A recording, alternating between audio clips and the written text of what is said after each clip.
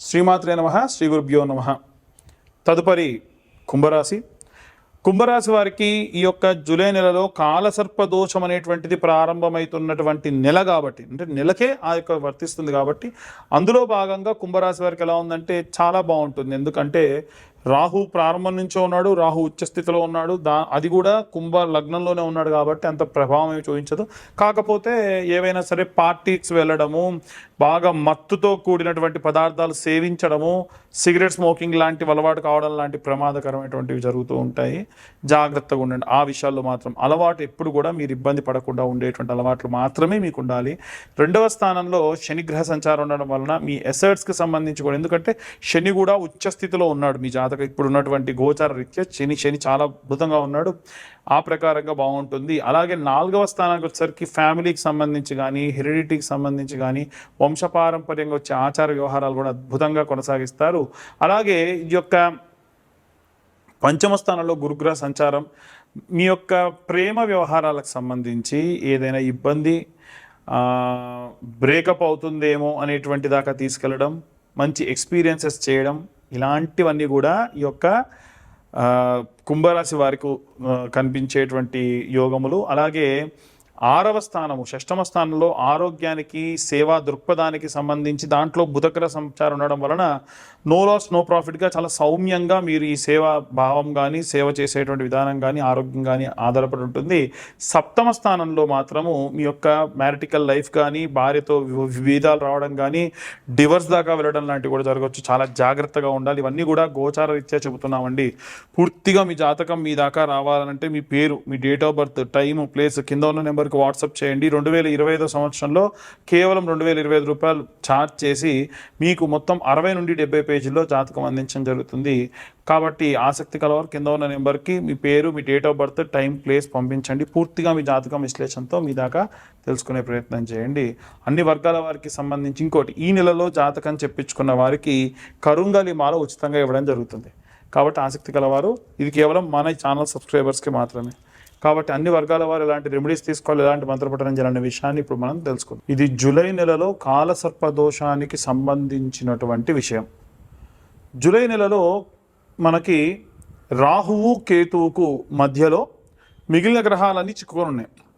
ఎప్పుడైనా సరే రాహువుకు కేతువుకు మధ్యలో మిగిలిన గ్రహాలన్నీ చిక్కుకొని ఉంటే అది కాలసర్ప దోషం కిందికి పరిగణలోకి తీసుకుంటారు. అయితే ఈ రాహుకేతువులకు మధ్యలో గనక ఈ యొక్క గ్రహాలన్నీ చిక్కుకొని ఉంటే మరి అందులో ఏ గ్రహాలు అనుకూలంగా ఉన్నాయి, ఏ గ్రహాలు అనుకూలంగా లేవు, దానివల్ల ఎలాంటి పరిస్థితులు ఉంటాయి, ఇవన్నీ కూడా మనకు ఈ యొక్క కాలసర్ప దోషం ఉన్నటువంటి కాలంలో తెలుస్తుంది. కాలసర్ప దోషం ఉంటే ఏమవుతుందనంటే పనులు సజావుగా సాగవు, ఏవైనా సరే అనుకున్న పనులు అనుకున్నట్టుగా జరగవు, దగ్గర దాకా వచ్చి వెళ్ళిపోవడము, అలాగే ఆరోగ్య సమస్యలు రావడము, ఇలాంటివి వస్తూ ఉంటాయి. అంటే అంత శ్రేయస్కరమైన కాలం కాదు. అయితే ఇప్పుడు ఈ గ్రహాలు ఎక్కడెక్కడ ఉన్నాయి, దాన్ని బట్టి ఎలాంటి పరిస్థితులు ఉంటాయి అనే విషయానికి వస్తే, మనకు ఉన్నటువంటి గ్రహాలన్నీ కూడా చూసుకుంటే రాహు తర్వాతకి శని, ఆ తర్వాతకి శుక్రుడు 3వ స్థానంలో రాహువు నుంచి, 4వ స్థానంలో గురువు, అలాగే 5వ స్థానంలో బుధుడు, అలాగే 6వ స్థానంలో కుజుడు మరియు కేతు గ్రహాలు చిక్కుకొని ఉన్నాయి.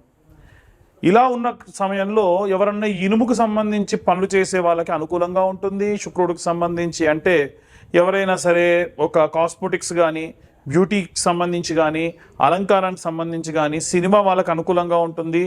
అలాగే రాజకీయ నాయకులకు అనుకూలంగా ఉంటుంది. కానీ ఎవరైతే ఉద్యోగస్తులు ఉన్నారో ఉద్యోగస్తులు ఎవ్వరికి కూడా బాగాలేదు, రెసిషన్తో కూడినటువంటి కాలం అని చెప్పొచ్చు. బిజినెస్ పరంగా కూడా వ్యాపారస్తులు కూడా చాలా నష్టపోయేటువంటి కాలము.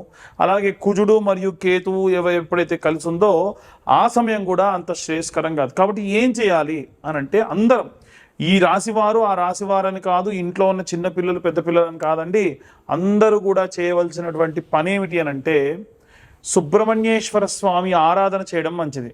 సుబ్రహ్మణ్య ఆరాధన విశేష శక్తినిస్తుంది. కాస్త డబ్బున్న వాళ్ళు ఏం చేయండి అంటే, ఏ స్కందగిరి టెంపుల్కో అక్కడ అభిషేకం చేయించడము, పళని కానీ, కుక్కి కానీ, అలాగే ఈ యొక్క సుబ్రహ్మణ్యేశ్వర స్వామి క్షేత్రాలు ఎక్కడెక్కడ ఉంటే అక్కడక్కడికి వెళ్ళి దర్శించుకొని రావడం మంచిది.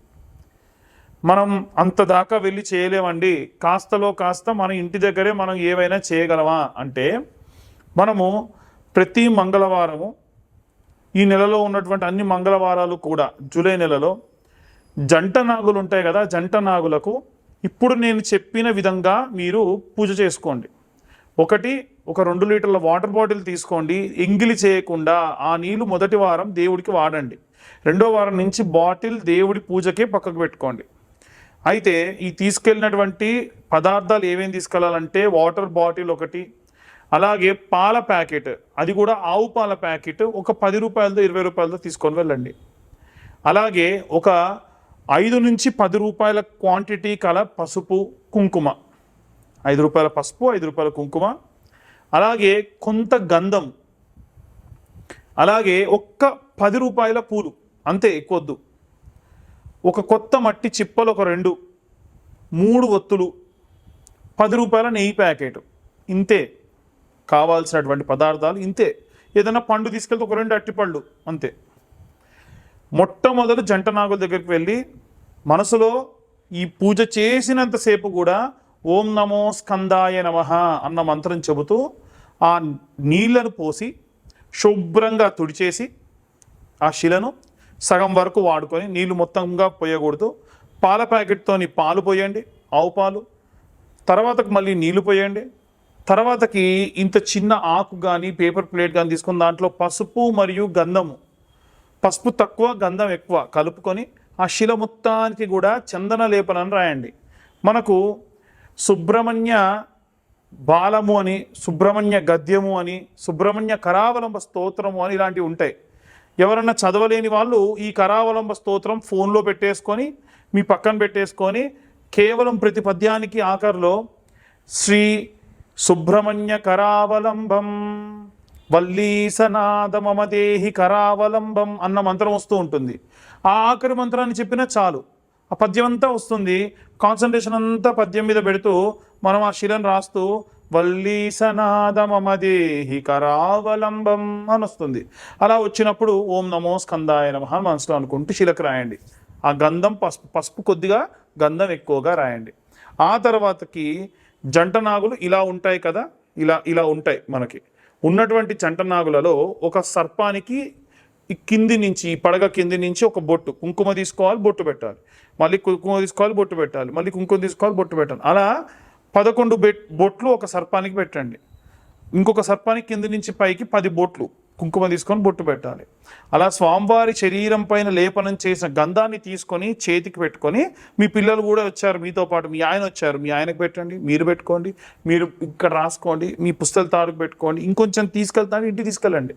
ఇంట్లో ఉన్నటువంటి పసుపులోనో గంధంలోనో కలుపుకోండి, నిత్యం వాడుకోండి, చాలా మంచిది. ఇప్పుడు మీరు రాసిన తర్వాతకి ప్లేట్లో ఇంకొంచెం మిగిలింది ఇంటికి తీసుకెళ్ళండి, రోజు మీరు వాడుకోండి. అయితే పొడిగా ఉన్నటువంటి పదార్థం ఏది కూడా తిరిగి ఇంటికి తీసుకెళ్ళకూడదు. స్వామివారిపై రాసినటువంటి ఆ గంధ లేపనాన్ని మాత్రమే మీరు ఇంటికి తీసుకెళ్ళాలి. ఇదంతా అయిన తర్వాత, చాలామంది మొదలే దీపం వెలిగించమంటారు, అలా చేయకండి. అయిన తర్వాతకి దీపం వెలిగించాలి. 2 మట్టి ప్రమిదలు, ప్రతిసారి కొత్త మట్టి ప్రమిదలు, 2 మట్టి ప్రమిదలు, దాంట్లో ఒక 3 ఒత్తులు, 3 ఒత్తులు కలిపి ఒక ఒత్తి కింద చేంజ్ చేసి ఆవు నెయ్యి వేసి దీపం వెలిగించండి. ఆ తర్వాతకి 21 ప్రదక్షిణాలు చేయండి. ఇప్పుడు మొదటి వారం నుండి ప్రారంభించి 21 ప్రదక్షిణాలు ప్రతి వారం చేశారనుకోండి, 5 వారాలు ఉంటాయి. 5 వారాలు చేయాలి ఖచ్చితంగా. 5వ వారానికి వచ్చేసరికి మీరు ఎన్ని ప్రదక్షిణాలు చేసినట్టు అవుద్ది? 105 × 5 అంటే 21 × 5 అంటే 105 ప్రదక్షిణాలు చేసినట్టు అవుద్ది. ఆఖరి వారం 3 ప్రదక్షిణాలు ఎక్కువ చేయండి, 3 సార్లు బొట్టు ఎక్కువ పెట్టండి. దీనివలన మీరు పూర్తిగా 108 సార్లు ఈ యొక్క సుబ్రహ్మణ్యేశ్వర స్వామికి అంటే జంట నాగులకు ప్రదక్షిణ చేసిన దానితో సమానం. కాబట్టి విశేషంగా ఏదైనా సరే ఈ కాలసర్పదోషానికి సంబంధించి నెల మొత్తానికి కూడా కాలసర్పదోషం ఉంది కాబట్టి ఈ రకమైనటువంటి ఇబ్బందులు కలిగే అవకాశం ఉంటుంది. చాలా చాలా జాగ్రత్తగా ఈ యొక్క ప్రదక్షిణాలు చేసుకోండి. ఇలా చేయడం వల్ల విశేషంగా మీరు సత్ఫలితాలు పొందవచ్చు. ఇదంతా కూడా మేము గోచార రీత్యా చెప్పేటువంటి విషయములు మాత్రమే. చాలామందికి చాలా రకాల అనుమానాలు ఉంటాయి.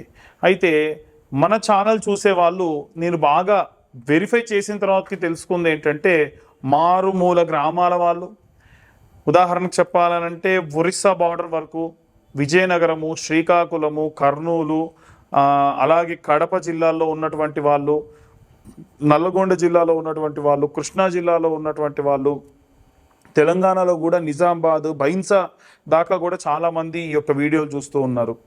అందరూ ఏంటంటే జాతకం చెప్పించుకోవాలన్నటువంటిది ఇది ఉంటుంది, కానీ డబ్బులు వెచ్చించడానికి ఇబ్బందులు పడుతూ ఉన్నారు. వారి కోసం ప్రత్యేకంగా ఈ నెలలో ఇవంతా కూడా గోచార రీత్యా చెప్తున్నాం. పూర్తిగా జాతకం తెలుసుకోవాలని అంటే మీ పేరు, మీ date of birth, time, place కింద ఉన్న నెంబర్కి ఒక్కసారి మీరు వాట్సాప్ చేయండి.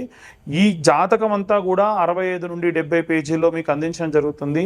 2025 సంవత్సరంలో కేవలం 2025 రూపాయలు మాత్రమే ఛార్జ్ చేయడం జరుగుతుంది జాతకం అంతా కూడా మీకు అందియడానికి. అయితే ఈ నెలలో ఎవరైతే జాతకం చెప్పించుకుంటారో వారికి పూర్తి ఉచితంగా ఈ కరుంగలిమాల ఇవ్వడం జరుగుతుంది. ఈ కరుంగలిమాల విశిష్టత ఏమిటంటే, పాతాళ శంభు మురుగన్ దేవాలయం అంటే సుబ్రహ్మణ్యేశ్వర స్వామి మెడలో వేసినటువంటి కరుంగలి మాలలు మా దాకా వస్తాయి.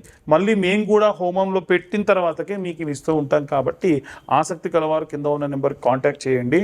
జాతకం చెప్పించుకుంటాం కానీ మాకు కరుంగలి మాల వద్దన్నా 2025 రూపాయలు. ఎందుకంటే కరుంగలి మాల నేను నా ఇంట్రెస్ట్ కొద్దీ మీ దాకా ఉచితంగా ఇచ్చేటువంటి ప్రయత్నం చేస్తూ ఉన్నాను. ఆసక్తి కలవారి కింద ఉన్న నెంబర్ కాంటాక్ట్ చేయండి. పూర్తిగా ఈ యొక్క జాతక విశ్లేషణ గురించి తెలుసుకోండి. సర్వే జన సుఖినో భవంతు. స్వస్తి.